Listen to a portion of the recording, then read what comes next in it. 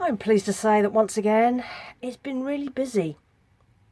I've continued to make the things that I've been making, and I've reached a point where the bulk of the things that I wanted to decorate and all the materials that I found have been done. There are still a few more to go. I've been slightly sidetracked because I've opened one last department in the decoupage section, and it's what I call mix and match single coasters. So I found a box of all the cards, greeting cards that I've saved from everybody. And not just cards I've received. I tell my mum every year, keep all the cards. And then the reason I was doing it is because a few years ago I thought that I could make sets of gift tags, and I was going to sell those on Etsy. Didn't sell a single one, absolute waste of time. But I still have a lot of these cards, and now that I found another source for getting the cork coaster backs, and although they're brand new, they're really cheap. So I've been using those because otherwise I'm limited by what second-hand coasters I can find in charity shops, and it's very, very few. And then I just end up not having very much. So I've done the sets that I've done, and I will continue to do sets as I find them in the shops, and I will keep looking in charity shops and things like that. But I got these cork backs and found all these cards that are... And greeting cards are one of my bugbears. I think they are a massive waste of money. I think that it's just something else that goes into the rubbish. So like for Christmas, you spend ages looking for the right card for someone, and then I get given all the cards to take back with me after Christmas to come home with. And it's the cards I gave, and it's the cards that, the only cards that seem to be kept are the ones that my parents, the grandchildren make, because the grandchildren are young and they make their own cards. Everything else just ends up in the bin. It's such a shame. So I've been going through the ones that are suitable, and I've made a big stack of these cards, of these coasters. And because some of them are Christmas and some of them are Easter and things like that, some of them are quite closely themed. But I've got all sorts of stuff. So I've got like a single coaster like that. Hope you can see that. That's a little autumn cottage. And Christmassy ones, I've got things like this. And you only need to abstract one square out of a card for it to make sense. So something like that, which I think is really beautiful. And then there are other really like simple Christmassy ones like that. And then we have kind of slightly abstract things like puffins in the snow, which I think is lovely. And in fact, I've got two puffins in the snow, but they are different designs. Puffins in the snow must have been a thing one year. And other more typical ones like, there's a robin, that's a gorgeous little robin. This beautiful print of a horse. I think that is absolutely gorgeous. And so there's a whole range of these, and there's an abstract, there's an Easter spring one, and I've got a hedgehog, and this one is a bothy on the Isle of Skye. Somebody sent me a card from the Isle of Skye, something like that. It's Christmassy, dove of peace, but they're nice little abstract ones. So where if you're buying for someone like desk tidies, they don't need a whole set of coasters to go on their office desk sort of thing, So I thought that individuals might be quite good. And then what you can do, you could buy a mix and match set. So it might be you like Christmassy themed ones, but you want it to be all birds. So you've got geese there, and there's robins and all sorts of things. So I've made all these little individual ones because it means that those cards are getting used and aren't going to end up in landfill. And I thought these were quite sweet. So I've really enjoyed making those. And even this morning I'm having a tidy through and found another batch of cards that I'd stuffed at the back of a bookshelf somewhere. So that's what I have so far. That's all the ones that I've made. I've already started the department in my shop, so you can go in there and find those. I'm listing these at just £2 each. because they're coming in at my standard postage, so you'll end up with a more expensive coaster. But because you can mix and match, say if you did want to buy 4 coasters, you could go and buy 4. You'd have a mix and match set of different scenes, and it might be that they have winter themes or country themes or nature themes, and you can do it like that. But it might be that you have several friends that work in offices and you think, oh, it'd be nice to give them a nice little personalised coaster that they can have at work for their drinks. So that's what I've been doing there. I've been pulling out more storage. Like, I keep so many jars and so many, even like plastic tubs with nice size plastic tubs. I've got wooden boxes, all sorts of things that my parents keep, and they think, oh, you might be able to use that. So they keep them for me, and I end up with all this stuff. And I've been pulling those out to decorate as, like, they'll make nice little mini storage boxes or jewellery boxes, little mini desk tidy type things. And I'm getting it all up online. It's all going to be made. It's all going to be online. And we're swelling the numbers on the store, because at some point I'm going to run out of all this stuff. Like, I'm almost out of cards now. So the mix and match coasters now, there probably won't be any more now until I go down to my parents, and there'll be like an influx of them at Christmas and things. I've got a jar which I still haven't quite finished. I need to get this one online. I made this probably a couple of weeks ago now. It's quite a big jar, but I've started to do bead additions to my jars and little fabric additions, because I'm just trying to break the things up a little bit. So there's all sorts of things that are being made. I'm just finishing this wall hanging. I found a card that had 3 sheep on it, and I thought this would be a really cute wall hanging for a child's bedroom, like a cot room. So you've got 3 sheep in different poses, and it's quite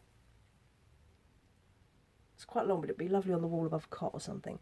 So I'm working on everything. This is why everything is so individual, because everything is literally based on what type of cards, greeting cards do I have, what's available. And I'm also cutting out bits of cards and putting them together into a montage. So some of the cards I've made. So I have 3 of these exactly the same.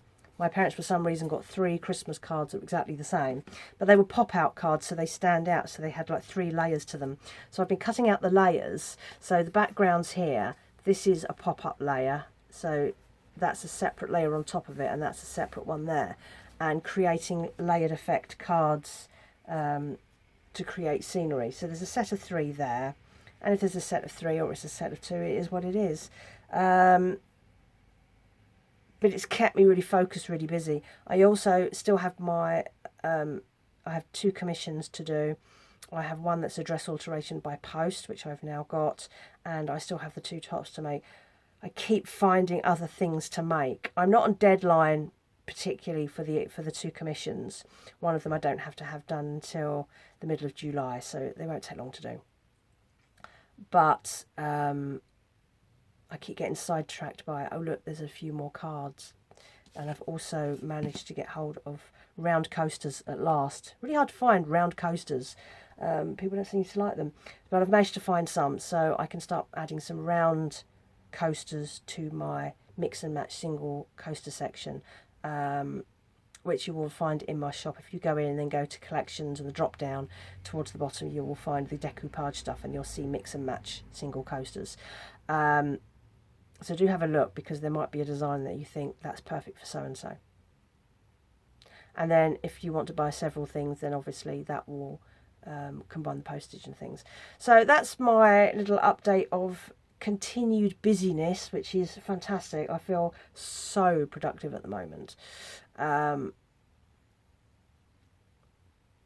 I'm running out of space to store all the finished stuff now, so I need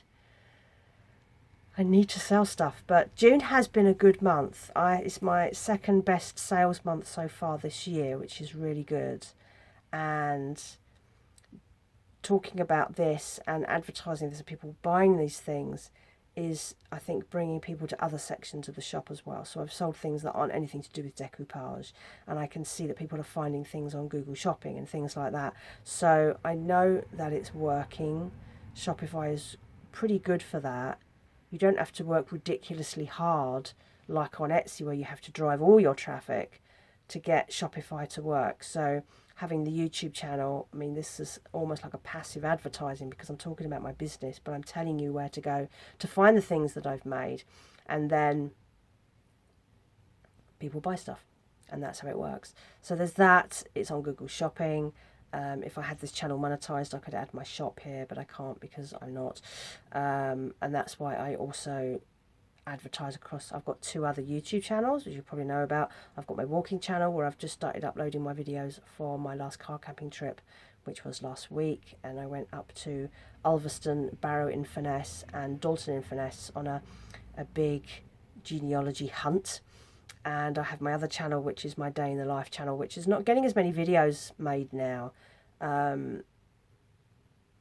My Day in the Life has become much more about this and the camping and stuff. So I've separated out the videos a lot, whereas everything used to go onto that channel. Now it's separated out into other channels. And I know that people have come from the Day in the Life channel, have come here and have come to the walking channel as well. So there aren't that many videos going on there, which means my YouTube income has dropped quite significantly. And I don't think that people are finding YouTube as much. And I think I've heard that the adverts, they've really ramped up the number of adverts you see, and it's pretty incessant. On most of my channels it's impossible to remove the adverts. You can only do it on monetized channels, and I try to remember to go in as soon as I've uploaded a video and take out, because you can manually remove some of the ad breaks. Of course, if you remove the ad breaks, it means you don't make as much money, but it's a bit of a thing. But on this channel, because I'm not monetized, on my walking channel, I have no control over the adverts. I have no idea what people see.